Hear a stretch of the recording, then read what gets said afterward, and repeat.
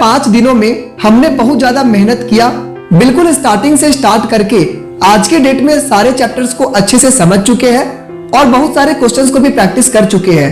Overall देखा जाए तो हमारा सारा सिलेबस कंप्लीट हो चुका है और इतने क्वेश्चंस प्रैक्टिस करने के बाद अब हमें कॉन्फिडेंट महसूस करना चाहिए।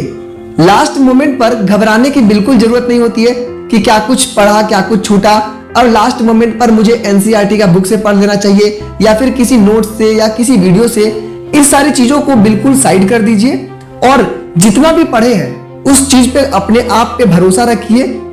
टर्म 1 में हम लोगों ने देखा था कि लास्ट मोमेंट पर भी बहुत ही अच्छे से स्ट्रेटेजी वाइज तैयारी करने से हम लोगों का मार्क्स बहुत अच्छा आया था, लगभग 23-24 इजीली स्कोर कर दिए थे।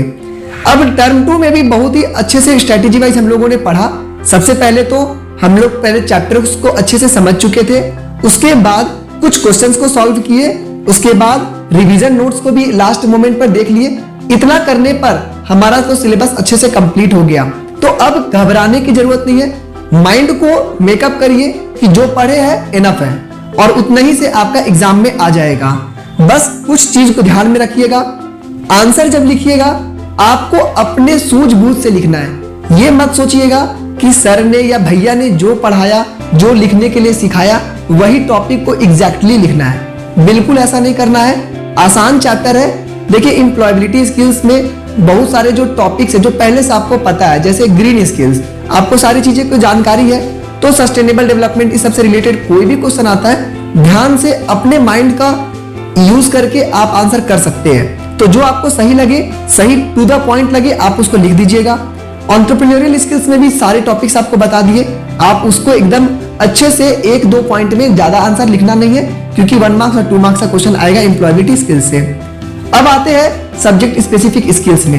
यहाँ पर आपको कुछ चीजों का ध्यान रखना है, जैसे कि जब आप क्वेश्चंस को 1 वर्ड में करिएगा तो एकदम टू द पॉइंट रहिए।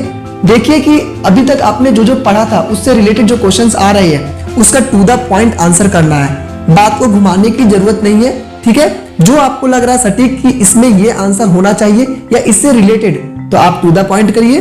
उसके बाद जो उसका लॉन्ग आंसर क्वेश्चन आता है उस पर थोड़ा सा ध्यान दीजिएगा कि 2-3 लाइन में आपको एक्सप्लेन करना है तो उसे अच्छे से एक्सप्लेन कर लीजिएगा।